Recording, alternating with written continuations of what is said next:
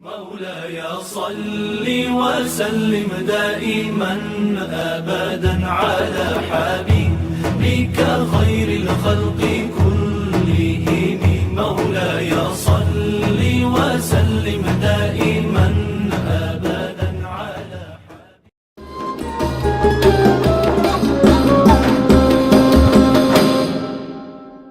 Kita juga luar biasa pahalanya ibadah kita dari tanggal 1 sampai tanggal 10. Kemudian kita sekarang berada masuk di tanggal 15. Nah, kita yang paling kita harapkan dari seluruh ibadah kita ini adalah ya bagaimana Allah Subhanahu wa taala menurunkan rahmatnya kepada kita. Ujung-ujungnya adalah bagaimana kita tidak mendapatkan azab Allah Subhanahu wa taala. Kalau memang Allah menurunkan musibahnya kepada kita, maka kita mengharap musibah itu kita mampu untuk memikulnya. Ya, bukan bergeser dari keimanan kita. Karena ada orang itu kalau dicoba sedikit sudah tidak mau pergi salat jamaah. Ada orang kalau dikasih musibah sudah mulai kendor ibadahnya. Jadi kita ini ketika ditimbahkan musibah oleh Allah, kita berusaha untuk lebih keras lagi untuk istiqamah melaksanakan ibadah-ibadah itu. Ya, jadi semakin tinggi keimanan kita, kedekatan kita kepada Allah, itu semakin berat ujiannya kepada kita. Jadi jangan pernah kita salah paham. Pulang dari haji tidak ada masalah. Ya, mungkin saja sebelum naik haji, sesudah naik haji lebih berat ujiannya sebelum naik haji. Mungkin ada yang nyeletuk, wah ini sebelum saya naik haji tidak begini usahaku, lancar-lancar saja. Kenapa setelah saya haji usahaku banyak yang gagal? Ini sakit, ini meninggal. Jangan pernah iyyaka an tusi'u billah. Jangan pernah berburuk sangka kepada Allah. Itu artinya Allah lebih cinta kepada kita. Allah ingin memberikan ujian lebih tinggi karena keimanan kita makin tinggi. Karena kelas kita sudah dinaikkan oleh Allah menjadi kelas 6 umpamanya. Maka ujiannya juga harus kelas 6. Jadi enggak boleh ujiannya hanya kelas 1 terus. Jadi begitu maksudnya. Makanya para nabi-nabi Allah itu makin dekat kepada Allah makin berat ujiannya. Jadi tidak ada nabi-nabi yang cemen-cemen ujiannya. Nabi Ibrahim dibakar berhari-hari. Nabi Yunus 40 hari diperutikan. Nabi Nuh 150 hari terus mengambing di atas lautan, tergenam seluruh dunia. Nabi Yakub 40 tahun sakit. Nah, kenapa? Karena mereka sudah naik tingkat keimanannya ke tingkat tertinggi. Nah, inilah yang harus kita lihat. Jangan sampai pulang dari haji atau kita ini sudah melaksanakan ibadah begitu baik, tiba-tiba terjadi banyak bencana. Ya, makanya musibah itu ada 3 macam. Ada musibah, ada musibah ketika dikasih musibah itu kepada orang, dia tidak mau menerima musibah itu. Ya, dia berburuk sangka kepada Allah. Kenapa saya diuji terus seperti ini? Nah, orang seperti ini musibahnya menjadi azab baginya. Ya, makin pedih dia tidak ridho dengan musibah itu. Jadi siapa saja ada orang tidak ridho dengan musibahnya, maka Allah akan terus memberikan musibah kepadanya sampai dia ridho dengan takdirnya. Yang kedua adalah ada orang dikasih musibah kepadanya, kemudian menerima musibah itu dengan kesabarannya, Iya. Wah, ini saya dapat musibah, saya harus bersabar menerimanya. Pasti ada hikmah di balik itu. Innama yuwaffas sabirun ajrahum bighairi hisab. Allah akan memberikan pahala kepada orang yang banyak bersabar. Jadi kesabaran kita itu pasti ada pahalanya. Nah, saya mengatakan ini ya gampang sekali. Pada saat kita kena musibah, sakitnya luar biasa. Nah, disitulah letaknya apakah kita mampu bersabar atau tidak. Nah, kesabaran itu harus pada saat itu, tidak boleh bermalam. Nah, besok saya mau sabar, nggak bisa, harus pada saat itu. Makanya ada kaidah mengatakan as-sabru 'inda sadmatil ula. Kesabaran itu harus pada saat kena. Pokoknya kita menendang batu, keluar kukuta, berdarah, sakit kan? Pejamkan mata, kita mata alhamdulillah, saya harus bersabar. Jangan ditendang lagi batunya. Ya, ada yang menghina kita, alhamdulillah, dapat lagi pahala. Jangan dibalas.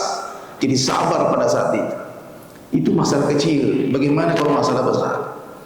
Kehilangan harta, kehilangan segala-galanya. Jadi intinya adalah bersabar. Apa itu sabar? Artinya adalah menunggu untuk tidak bertingkah laku ya, yang sehingga kita melukai diri sendiri, melukai diri sendiri. Itu namanya sabar.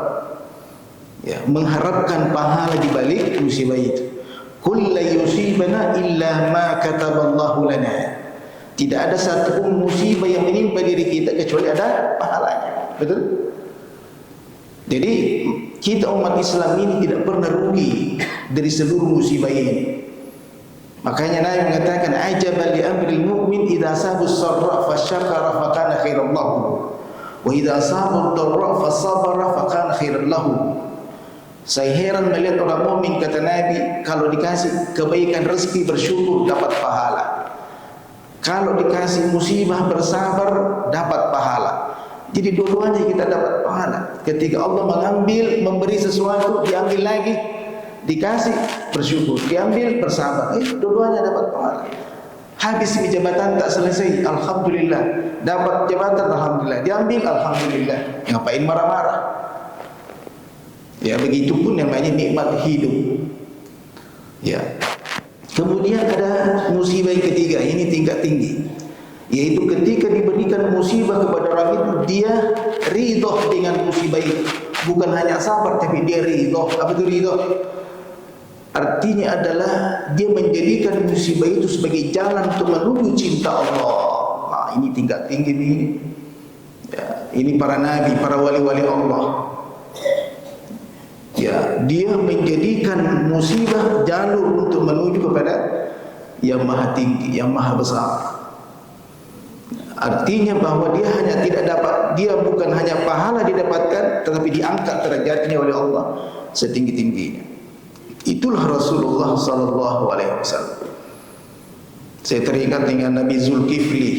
Nabi Zulkifli ketika bersembunyi di balik pohon, kan diburu oleh orang Yahudi, mau dibunuh.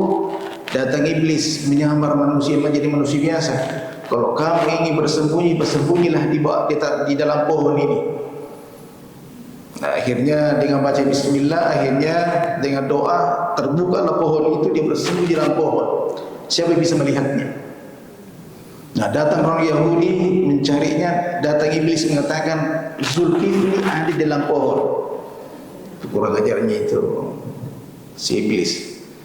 Akhirnya digergajilah itu pohon mengenai lehernya.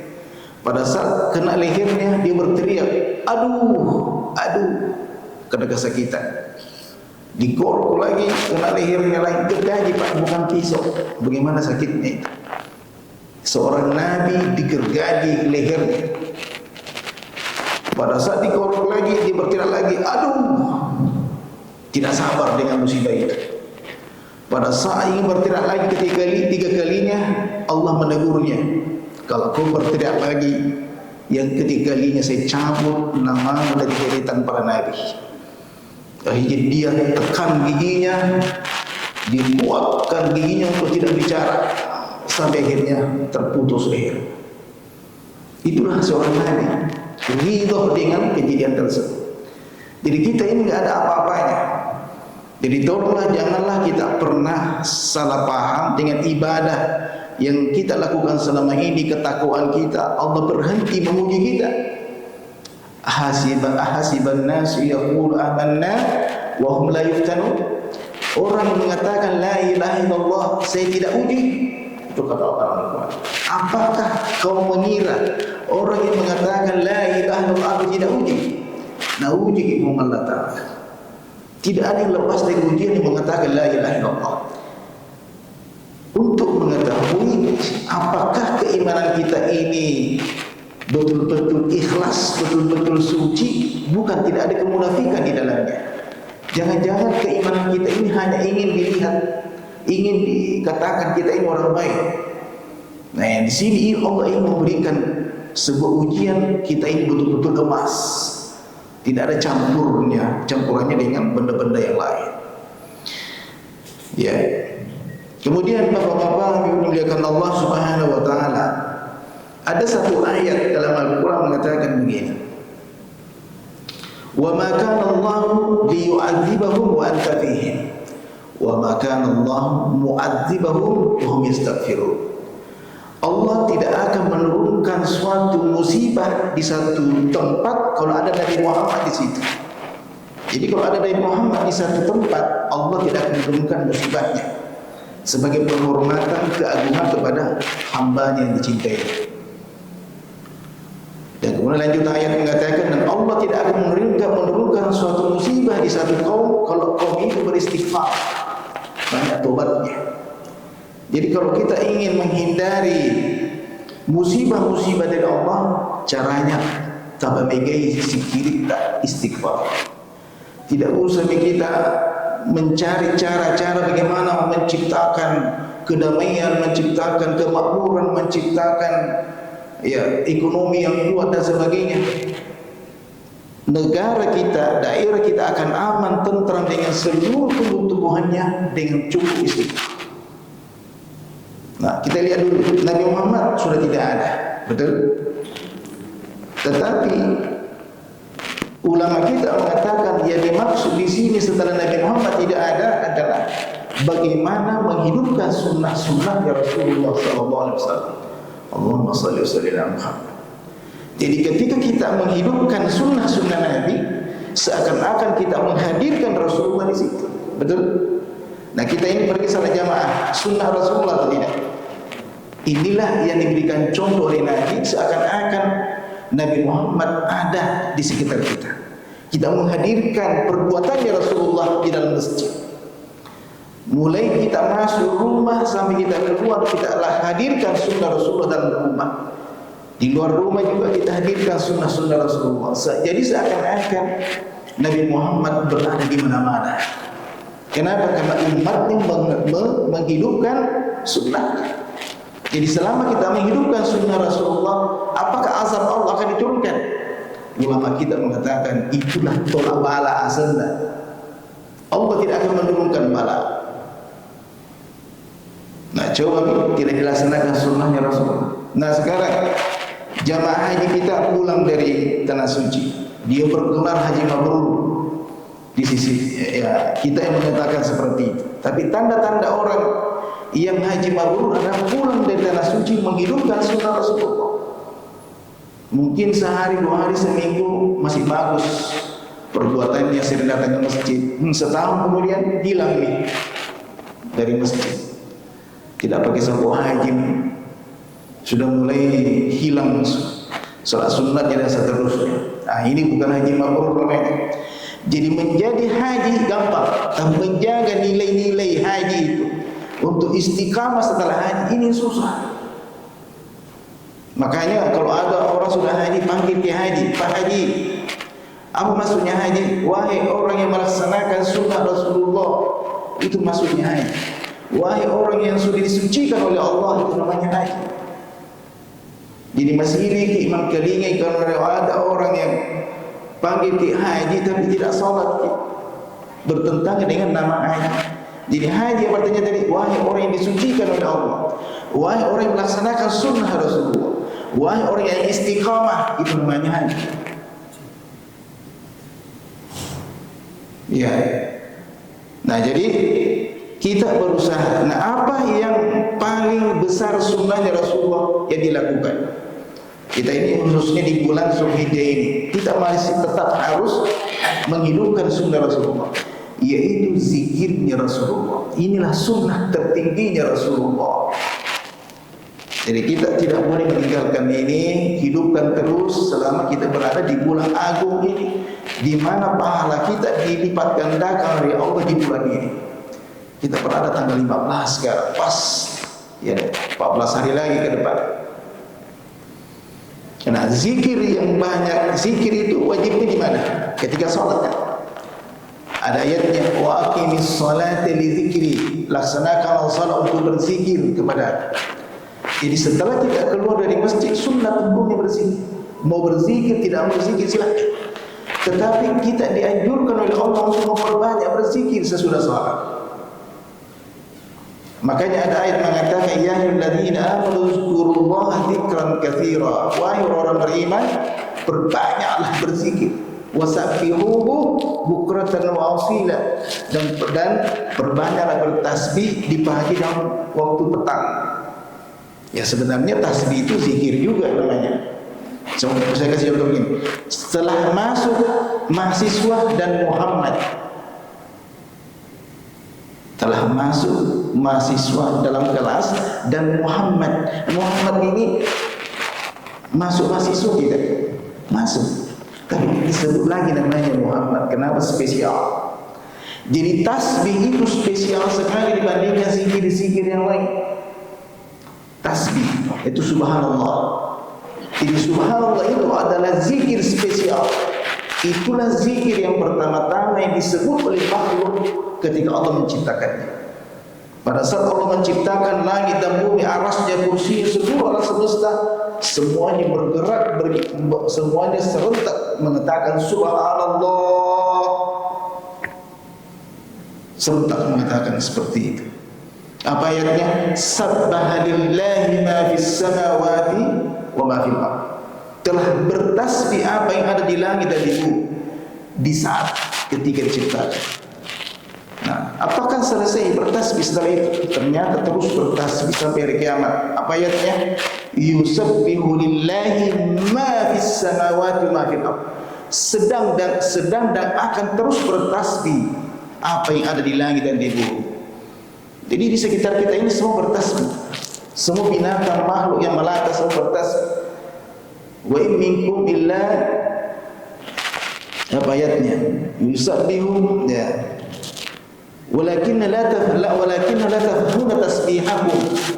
Wa in min syai'in la yusabbihu bihamdi. Segala sesuatu bertasbih kepada Allah. Walakin la tafhamuna tasbihahum.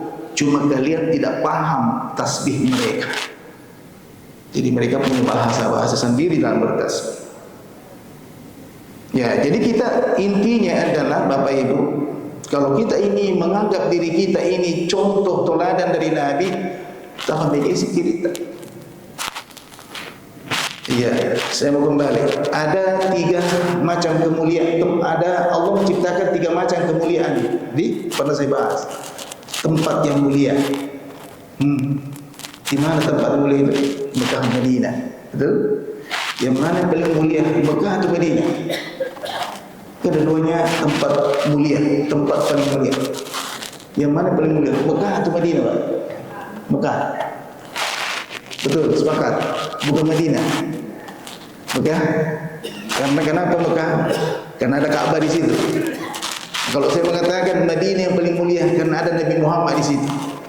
Yang mana paling mulia, Ka'bah atau Nabi Muhammad? Jelas sekali Nabi Muhammad khairul khalqi kullihi. Nabi Muhammad adalah orang yang makhluk paling mulia dari seluruh makhluk Allah, mengalahkan kemuliaannya Ka'bah.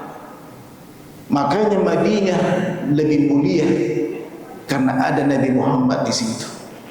Sekalipun haji tidak ada hubungannya dengan Madinah, tetapi kita tidak boleh meninggalkan Mekah sebelum melihat Rasulullah SAW yang kita sebut namanya setiap hari. Kita langsung melihat kuburannya Rasulullah. Jadi Madinah jauh lebih mulia daripada Mekah pada dasarnya. Nah, makanya kemuliaan ini, 2 kemuliaan tempat kemuliaan ini pada saat kita keluar dari 2 tempat itu, maka kita seakan-akan membawa Mekah Madinah di mana-mana. Artinya pantang bagi kita untuk menyalahi aturan Allah Subhanahu wa taala. Kemudian waktu yang mulia, bulan Ramadan. Makanya setelah kita melewati Ramadan, kita berusaha membawa nilai-nilai Ramadan itu ke bulan-bulan yang selanjutnya. Jadi seakan-akan kita hidup setiap bulan dalam bulan Ramadan. Artinya kebiasaan kita membaca Al-Quran, kebiasaan kita berzikir, baca kita salat tahajud, ya kita laksanakan. Kemudian manusia paling mulia siapa? Nabi Muhammad. Nah, kita hadirkan sunnah-sunnahnya itu, yaitu zikirnya. Nah, zikirnya kita ada ayat mengatakan, laqad kana lakum fi Rasulillahi uswatun hasanah. Kita sering dengarkan bahwa di dalam diri Nabi Muhammad ada contoh teladan bagi siapa? Liman kana yarjullaha wal yawmal akhir wa dzakarallaha katsira. Jadi orang yang menjadikan Nabi Muhammad sebagai contoh teladan ada tiga. Adalah orang yang mengharapkan selalu hanya Allah yang diharapkan. Jadi dari seluruh amal ibadahnya selalu dikirimkan kepada Allah, ikhlas orangnya. Jadi orang yang melaksanakan ibadah dengan ikhlas, amal saleh dengan ikhlas, itulah orang yang mencontohi Rasulullah. Ini orang sama-sama membantu orang yang lemah. Satu ikhlas, satu tidak. Satu mengharapkan pujian, satu mengharapkan pahala dari Allah. Nah, jadi cuma satu saja yang ikhlas, inilah yang disebut mencontohi Rasulullah. Yarjullah, harapannya hanya kepada Allah. Wal yaumil akhir, harapannya adalah hari akhirat. Jadi orang yang mencontohi Rasulullah targetnya akhirat, bukan dunia. Dia akan tinggalkan dunia ini. Law kanatid dunya tadumu li ahliha lakana Rasulullah hayya wa baqiya walakinnaha tafna wa yafna naimuha wa tabqa al-ma'asi wal dhunubu kama hiya. Apa artinya? Dunia ini akan habis, akan hilang. Nabi Muhammad sudah tidak ada. Kalau Nabi Muhammad sudah tidak ada, maka pasti makhluk yang lain akan hancur. Karena Nabi Muhammad lebih mulia dari mereka semua. Yang akan mengikuti kita adalah pahala kita dan kemaksiatan kita. Betul Bapak Ibu? Siapa yang mengikuti kita di kuburan? Ibadah kita, pahala kita, baca Al-Quran kita, amal soleh kita. Itu namanya harapan kita adalah akhirat. Jadi target kita selalu akhirat. Ketika kita berbuat amal soleh. Nah, yang ketiga apa? Wa dzakarallaha katsira, dan berzikir yang banyak. Siapa yang merasa sudah mencontohi Rasulullah, saya berapa kali berzikir dalam sehari? Jarang kan? Belum dianggap mencontohi Rasulullah. Karena tiga intinya mencontohi Rasulullah. Yang terakhir apa? Memperbanyak berzikir. Jadi tolong yakunu lisanuka raddan bi dzikrillah. Kata Nabi, jadikanlah keringkan lidahmu, mulutmu, karena banyak berzikir kepada Allah. Ini yang menjadi musibah bagi kita Bapak Ibu. Kalau sudah keluar kita dari masjid, lupa yang berzikir. Padahal di dalam ayat yang kita baca tadi, wasabbihuhu bukratan wasila, huwallazi yusalli alaikum wa malaikatuhu liyukhrijakum minadz zulumati ilan nur. Orang yang banyak zikirnya dan tasbihnya, Allah akan berselawat kepadanya. Para malaikat akan berselawat kepadanya. Coba bayangkan. Bagaimana tidak? Itulah zikir ibadah yang paling gampang kita lakukan. Berkata Imam Ali, ya Rasulullah, tunjukkan kepada saya ibadah yang paling gampang dilakukan dan paling mulia dilakukan dan cepat sampai kepada Allah. Kata Nabi Muhammad, perbanyak berzikir. Betul bahwa ternyata memperbanyak berzikir adalah cara ibadah paling cepat. Coba bilang lagi, subhanallah, selesai. Salat, berwudu dulu. Sebelum berwudu, cebok dulu, bersihkan badan dengan syarat-syaratnya. Setelah memberi salam, salatnya sah. Ini salatnya tidak sah. Tapi berzikir, ada istilah zikir tidak sah. cepat sekali sampainya. Subhanallah, subhanallah, tidak perlu berwudu, tidak perlu ini, tidak ada syarat-syaratnya. Sebut saja subhanallah sampai begitu. Jadi zikir adalah ibadah paling cepat. Yang kedua, ibadah yang paling mulia. Karena intinya ibadah zikir. Hakikatnya ibadah adalah zikir. Wa aqimis sholata li zikri. Salatlah engkau untuk berzikir kepada. Rohnya ibadah zikir. Yang ketiga adalah inilah ibadah yang paling dimuliakan oleh Allah. Jadi cepat gampang dilakukan. Yang kedua apa tadi? Paling mulia, ya. Kemudian ya cepat dapat mendapatkan pahala, langsung diterima oleh Allah Subhanahu wa taala.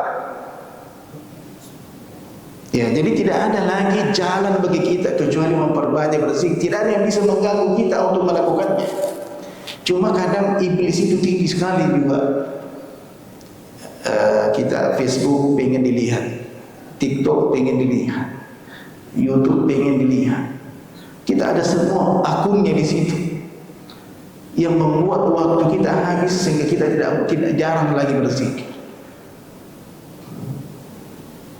Ya, coba Bapak Ibu, kalau kita lagi berkendaraan menuju ke kantor, ke tempat, bisa menghabiskan 100 kali ucapan-ucapan zikir kita. Nah, pernah saya katakan bahwa zikir yang paling baik apa? Subhanallahi walhamdulillahi wa la ilaha illallah wallahu akbar wa la haula wa la quwwata illa billah. Coba kita ulang-ulang terus ini, kita akan melihat perubahan dalam hidup kita. 30 kali saja dalam sehari, ini paling rendah. Iya. Kemudian ditambah lagi 100 kali. Ya, jadi zikir. Kemudian apalagi sunnah Rasulullah yang paling sunnah Rasulullah yang paling yang sering dilakukan, yaitu memperbanyak salat sunatnya. Jadi kalau sudah bikin salat fardu, jangan langsung pergi salat sunat itu. Pernah kalau di akhirat nanti apa yang pertama-tama ditanya oleh Allah? Salat kan? Bagaimana salat? Awwalu ma yuhasabu bil 'abdi yaumil qiyamati as-shalah. Di akhirat pertama-tama ditanya tentang salatnya dulu. Nah, bagaimana salatnya si A? Kata malaikat, ada anunya, rancunya, ada aibnya. Hallahu min tatawwu, dia punya salat sunat, ada ya Allah. Sempurnakan salatnya karena salat sunatnya. Jadi kalau kita merasa malas salat sunat, ingat ini hadisnya. Tidak ada orang yang sempurna salat fardunya, Pak, tidak ada. Kita semua ada cacat. Mulai kita takbir Allahu Akbar masih fokus, sudah mulai iya karena nasta'in hilang nih. Masuk di makanan, masuk di dunia, masuk. Belum lagi ruku sujudnya tidak sempurna. Dengan salat sunat kita selesai masalah. Pernah satu saat seorang sahabat mengatakan, ya Rasulullah, uridu murafaqataka fil jannah. Saya minta, ya Rasulullah, saya pengen bersama-sama kamu di surga nanti. Saya tidak pengen di surga, saya ingin berdampingan dengan kamu ya Rasulullah di surga. Kata Nabi, fa'inni ala kastarati bis sujud. Kalau kamu ingin bersama-sama dengan saya di surga nanti, perbanyak sujud. Apa maksud perbanyak sujud? Perbanyak salat sunat. Nah, yang sudah terbiasa dengan salat tahajudnya, itu rahmat dari Allah. Fakbiri puang. Itu adalah berkah orang yang tidak pernah meninggalkan salat tahajud. Syukur sekali. Tidak ada orang yang soleh kecuali rajin salat sunat, salat tahajud. Seluruh para wali dan para nabi-nabi kita salat tahajudnya. Nah, inilah yang selalu kita minta kepada Allah, bagaimana agar supaya ya salat tahajud kita ini terus kita lakukan. Ya, mungkin kita buka sedikit tanya jawab. Ya, sekian. Assalamualaikum. Terima kasih dari Bapak Ustadz atas penyampaian materinya. Mungkin untuk melanjutkan ke sesi diskusi akan ada beberapa penyampaian. Penyampaian pertama, bagi Bapak atau Ibu yang ingin bertanya, silakan untuk memberikan indikator dengan mengangkat tangan. Dan bagi jamaah perempuan, silakan untuk berdiri di antara saf antara laki-laki dan perempuan di pintu penghubung. Dan penyampaian kedua, mungkin untuk hadirin yang ingin bertanya dipersilahkan untuk memperkenalkan namanya untuk memperkuat ukhuwah di antara kita. Sesi tanya jawab dibuka, bagi jamaah yang ingin bertanya silakan mengangkat tangan. Apakah ada yang ingin bertanya? Mungkin jika tidak ada yang ingin bertanya, Bapak Ustadz bisa untuk melanjutkan materinya. Bagaimana Pak Ustadz? Siap. Oke, terima kasih. Oh ya, ada yang bertanya? Pak Dokter. Karena Tapi.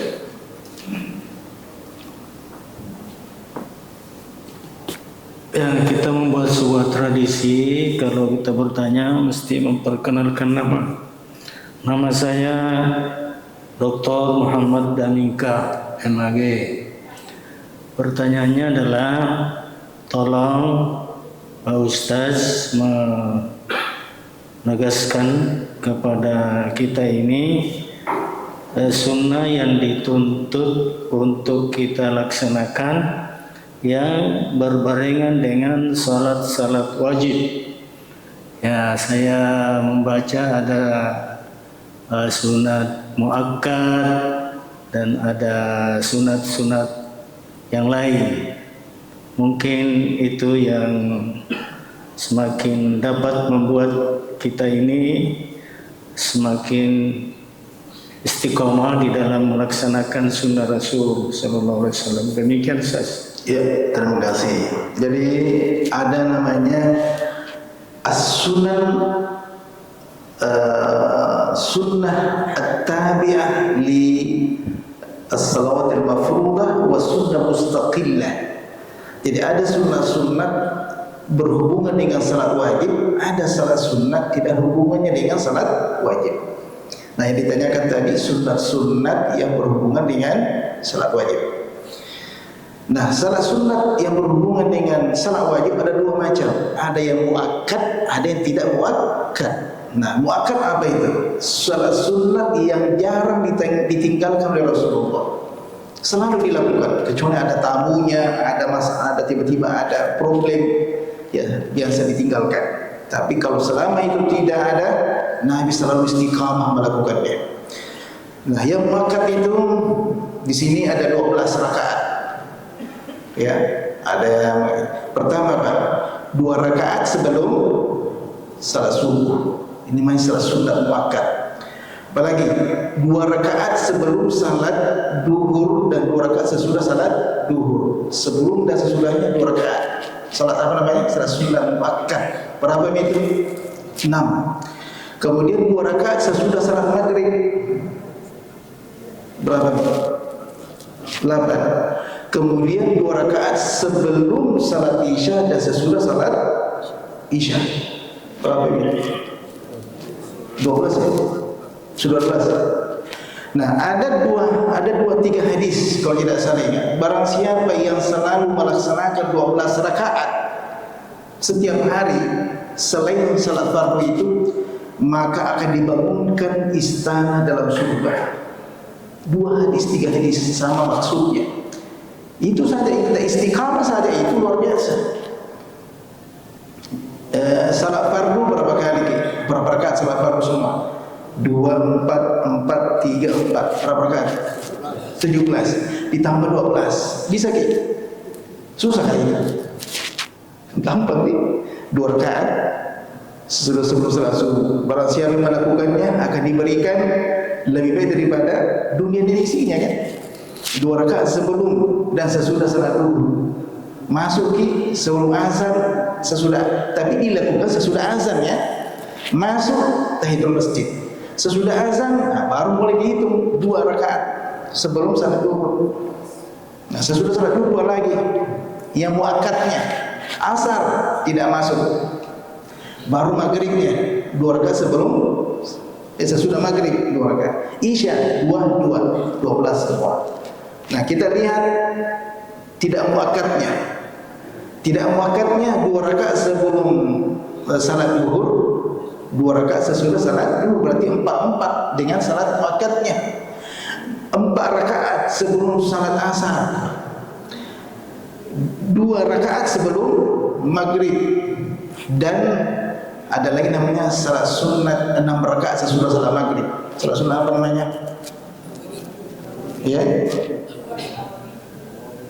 at-tawwabin atau al-awwabin, awwab atau tawwab bisa. Salat awwabin 6 rakaat. Jadi kalau kita ada pengajian, ambil kedua rakaat sesudah salat maghrib, ambil lagi 6. Salat sunnah apa namanya? Awwab. Saya sengaja salat sunnah awwab 2 rakaat, ambil lagi 2 rakaat, ambil 2 rakaat. Isya 2 tidak 4 dengan salam muakkadnya. Saya kira kalau ada keinginan nggak ada yang susah. Betul Bapak Ibu, semua dari niat kita masing-masing. Iya, jadi semakin banyak salat sunat semakin sempurna salat ibadah, salat fardu. Siapa yang bagus salat sunatnya pasti bagus salat fardunya. Tapi kalau salat sunat kita berecengi rukun tak berecengi sujud. Ada itu kalau salat sunat nih lancarnya Allah. Tidak ada bedanya salat fardu, tidak ada bedanya. Bahkan karena ini salat sunat sebagai obat, sebagai pelengkap, jangan dibedakan dengan salat fardu. Itu tadi hadis halahu min tatawwu, dia punya salat sunat, akan bahayanya kalau salat sunat juga salah. Iya. Sekiranya seperti itu ya. Silakan Pak. Baik, silakan Pak. Yang mana dua tadi?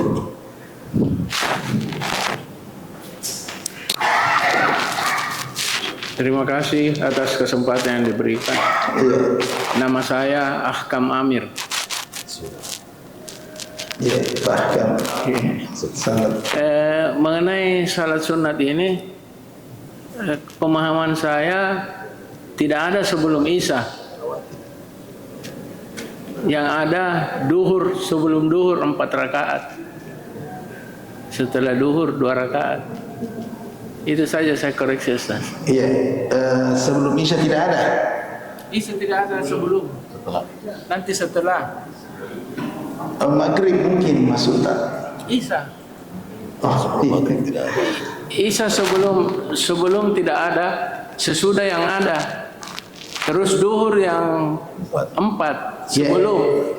Nanti saya bagi-bagikan, semoga saya bisa, karena yang menjadi perbedaan pendapat itu adalah salat sunnah sebelum maghrib.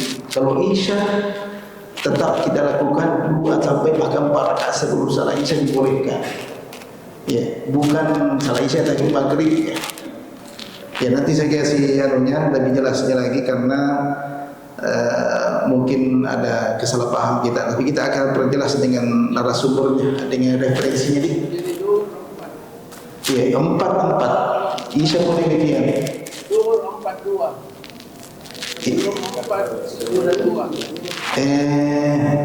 Di sini ulama kita banyak sekali bicara masalah ini. Imam Syafi'i beda, Imam Malik beda, Imam Abu Hanifah beda. Yang mana kita mendapat muafik. Ya, seperti salat sunnah muakkad. Imam Syafi'i 10 rakaat, Imam Abu Hanifah 12. Saya ambil Imam Abu Hanifah tadi yang 12 rakaat, yang muakkad. Ya, beda-beda. Yang penting salat sunnah dulu sebelum salat. Ya. Jangan langsung salat fardu. Intinya itu. Sebelum bertarung yang sesungguhnya, di mana pertarungan kita sesungguhnya? Dalam salat fardu. Nah, salat sunat dulu sebagai latihan, baru masuk ke intinya. Begitu sesudahnya, salat sunat 2 rakaat sesudahnya. Pak Haji kasih. Haji kasih. Ya, tapi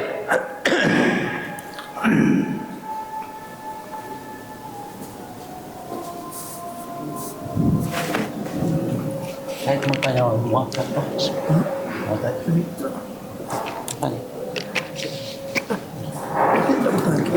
Enggak sahabat. Baik Pak Ustaz. Terima kasih. Assalamualaikum warahmatullahi wabarakatuh. Tadinya gilirannya Pak Haji Kasman, tapi karena saya dikasih, nanti dia menyusul Pak Ustaz. Nama saya Jumhari Pak Ustaz. Ya. Ada 2 pertanyaan saya, tapi rupanya sudah ditanya Pak Akam. Mungkin yang perlu digarisbawahi Pak Ustaz, terkait dengan sholat sunnah muakkad. Tadi disebutkan ada 12 rakaat, itu mazhab pemahaman dari mazhab Imam Abu Hanifah. Imam Abu Hanifah. Kalau Syafi'i 10 ya Pak Ustaz. Iya. Nah, tadi yang dijelaskan yang 12 rakaat sunat muakkad. Setahu saya, mungkin perlu juga dipertegas kembali. Setahu saya, pemahaman saya terkait dengan sholat sunat muakkad itu 4 rakaat di sholat duhur, sebelum sholat duhur, 2 rakaat setelah sholat duhur. Sholat muakkad sebelum sholat isya itu tidak ada Pak Ustaz. Itu pemahaman saya, barangkali itu perlu diperjelas. Kalau sunat-sunat yang lain yang tadi dijelaskan Pak Ustaz, terima kasih, itu pemahaman tambahan bagi kami. Kemudian pertanyaan kedua saya Pak Ustaz, terkait dengan kealpaan sholat fardu di masa lampau. Nah, setahu saya kalau ibadah puasa kita tidak lakukan, ibadah puasa wajib Ramadan, tahun lalu ada alfa kita, itu harus kita qada. Bagaimana dengan sholat fardu yang mungkin pernah tidak kita lakukan? Bagaimana hukumnya ini Pak Ustaz? Apakah kita abaikan saja atau kita harus lakukan? Dan bagaimana caranya melakukan? Terima kasih. Assalamualaikum warahmatullahi wabarakatuh. Waalaikumsalam. Mau langsung? Ya. Sekaligus saja Pak Ustaz. Iya. Nama saya Kasman Sidik. Saya kira Pak Ustaz sudah kenal betul. Iya. Iya. Sebenarnya saya mau tanyakan yang ditanyakan Pak Hakam dan Pak Jumhari ini menyangkut muakkad ini. Tapi karena sudah masing-masing bertanya dan sudah saya dengar jawabannya, maka saya alihkan ke pertanyaan lain, yaitu sholat asar. Kenapa tidak ada muakkadnya, baik dari awalnya maupun akhirnya? Kira-kira apa penyebabnya Pak Ustaz? Sedangkan yang lain ada, salah satunya yang tidak ada. Tapi terima kasih. Saya jawab dulu Pak Haji Kasman dulu. Jadi memang karena memang contoh dari Nabi seperti itu, kemudian para ulama kita tidak ada menyebut kenapa tidak ada muakkadnya asar. Ya, tapi nanti kita akan lihat referensi yang kuat nanti, karena sudah lama juga saya tidak lihat. Kita akan lihat dari berbagai mazhab di situ nanti, yang mereka punya semua dalil. Kemudian pertanyaan tadi apa lagi tadi? Ya, qada salat. Kalau puasa memang harus diqada di bulan Ramadan. Nah, banyak yang bertanya seperti ini. Saya pernah punya teman dulu di Arab bertanya kepada saya, bagaimana sudah lama 20 tahun lamanya saya tidak salat. Nah, sekarang tobat, Pak. Nah, makanya orang yang meninggalkan salat itu lebih besar dosanya daripada pembunuhan. Membunuh bisa selesai dengan istighfar, astagfirullah. Naik haji selesai. Tetapi namanya salat harus diqada. Makanya ulama kita mengatakan inilah dosa paling besar. Jadi kalau 20 tahun lamanya kita tidak salat, ya usahakan sesuai kemampuan kita membayarnya setiap hari. Ya setelah kita salat duhur makin lagi. Jadi double ke salatnya. Satu adaan, satu qadaan. Nah, ketika salat fardu, salat duhur waktunya, saya sengaja salat duhur adaan lillahi ta'ala. Sesudah itu saya sengaja salat duhur qadaan lillahi ta'ala. Jadi satu adaan, satu qadaan. Membayar salat itu tidak harus di waktu duhurnya, bisa di waktu isya. Saya mau ambil lagi salat isya, ini banyak salat tahajud 2 rakaat, 3 rakaat. Ambil salat duhur, membayar salat duhurnya waktu salat tahajud, boleh. Jadi kapan saja waktunya boleh mengqada salat, tidak harus di waktunya. Namanya membayar utang, setiap waktu boleh kita lakukan. Tetapi yang namanya salat fardu yang tepat, yang bukan utang, harus tepat waktu. Jadi begitu. Jadi sesuai kemampuan kita, usahakan dengan sungguh-sungguh. Meninggal dunia belum terbayar semua, Allah sudah melihat isi hati kita yang taubat.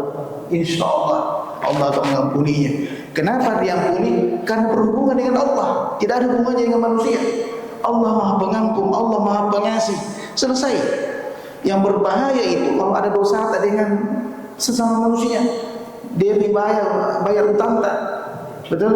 Berapa utang sama dia? 100 juta. Meninggal ke? Tidak ada ampun. Tapi Allah Maha Pengampun. Tapi ya usahakan tunjukkan diri kita untuk menggantinya sesuai kemampuan kita. Seperti itu Pak. Ya. Ada. Oke, mungkin untuk waktunya mungkin akan satu pertanyaan lagi. Oke, silakan Pak. Terima kasih. Assalamualaikum warahmatullahi wabarakatuh. Saya Ismail. Saya mau menanggapi jawabannya Ustaz mengenai mengqada sholat ini. Saya bersumber dari bid'ah. Bid'ah itu sesuatu yang dilakukan yang tidak dilakukan oleh Nabi. Tidak ada petunjuk gitu. Sementara kan Nabi seperti menurut tanggapan saya, Nabi tidak pernah meninggalkan salat begitu lama misalnya. Ya kan, misalnya ya salat kita mungkin 20 tahun yang lalu seperti yang Ustaz sampaikan tadi. Dan ya kalau misalnya ini kita lakukan, barangkali ini kita anggap bid'ah. Maksudnya? Karena tidak diberikan contoh. Apa itu? Mengenai salat, misal seperti begini. Tadi saya sering melihat ada yang sholat saya apakah sunat atau sholat maghrib itu 3 rakaat sebelum sholat maghrib. Apakah itu termasuk mengqada atau dia sholat sunat? Kalau menurut saya sholat sunat itu kan hampir rata-rata tidak menyamai salat wajib. Jadi misalnya sholat sunat maghrib itu tetap 2 rakaat, asar pun 2 rakaat. Yang saya sampaikan di sini Ustaz sebenarnya tentang apakah memang ini pernah dicontohkan oleh Nabi. Salat sunatnya bukan. Qada. Makasih. Nabi tidak pernah mengqada salat, karena Nabi tidak pernah meninggalkan salat. Tetapi ada hadis mengatakan membayar utang Allah harus didahulukan. Untuk utang kepada Allah harus didahulukan. Nah, muncullah ulama kita memberikan penafsiran namanya utang harus dibayar. Kalau puasa diqada, Nabi tidak pernah meninggalkan puasa, tapi harus diqada. Ada hadis secara lisan. Ya, qada di puasa diqada, salat juga diqada. Makanya namanya qadaan, ya. Ada namanya adaan. Ya, jadi para sahabat yang melakukan itu tapi Nabi mengiyakan, itu benar. Jadi namanya sholat ya harus diqada. Itu sepakat ulama kita. Bahkan salat sunat juga bisa diqada. Seperti salat sunat 2 rakaat sebelum salat subuh. Itu kan sangat penting salat itu. Akhirnya siapa yang meninggalkan salat sunat subuh bisa diqada sesudah salat subuh. Itu pendapat Abu Hanifah. Jadi 4 ulama kita ini bersandar di sini. Jadi bid'ah itu tidak boleh diartikan apa yang tidak dilakukan Nabi itu bid'ah. Pengertian bid'ah itu salah. Itu tersebar di mana-mana, tapi itu bukan seperti itu. Nah, bagaimana bicaranya? Nah, ada namanya hadis qauli, perkataan, ada perbuatan, ada ikrar. Nabi melihat seorang sahabat salat sunat 2 rakaat sebelum salat maghrib. Namanya seorang sahabat namanya ada seorang saya lupa namanya, tapi Nabi tidak melarang. Karena tidak melarang, akhirnya dibolehkan salat sunat 2 rakaat sesudah salat maghrib. Bukan karena Nabi melakukannya, tapi Nabi melihat itu dan mengikrarkannya. Jadi kalau bicara masalah bid'ah agak lama sedikit ya, sedikit. Ini ada apa-apa sedikit satu lagi Oke, mungkin satu pertanyaan terakhir diingatkan kepada seluruh jamaah karena mengingat waktu isya telah masuk. Bersilakan kepada Pak Tabe. Ya, terima kasih. Bismillahirrahmanirrahim. Assalamualaikum warahmatullahi wabarakatuh. Waalaikumsalam warahmatullahi wabarakatuh. Saya Naswat Tawang, Pak Ustaz. Iya, Pak. Tabe, sebagaimana biasa kita dengar bahwasanya puasa di puasa Arafah itu menghilangkan, menghapus dosa setahun yang lalu dan setahun yang akan datang. Ini dosa-dosa yang bagaimana ini yang karena ini bisa membuat orang, kalau begitu kan sudah selesai untuk berarti tahun depan lagi baru kita ini. Makasih. Assalamualaikum warahmatullahi wabarakatuh. Jadi waalaikumsalam. Jadi yang dimaksud sih bukan dosa-dosa pembunuhan, perzinaan, makan riba, tidak. Itu harus tobat khusus. Yang dimaksud itu dosa-dosa kecil.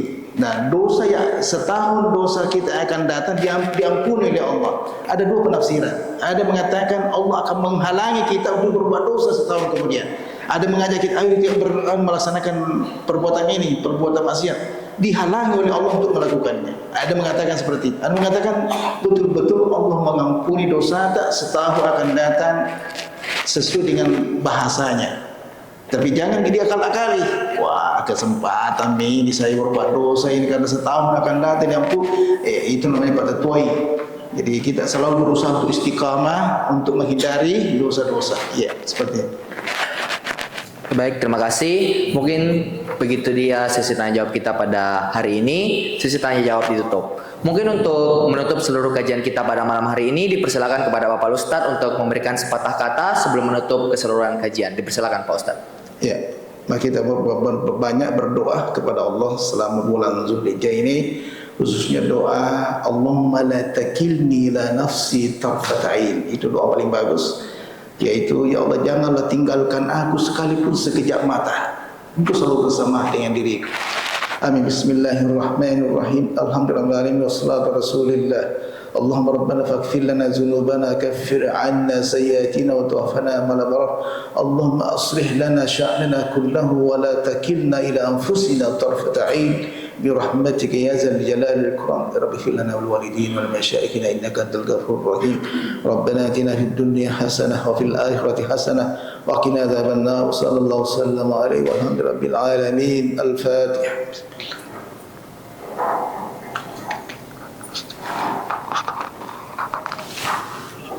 Assalamualaikum warahmatullahi wabarakatuh. Waalaikumsalam warahmatullahi wabarakatuh. Terima kasih atas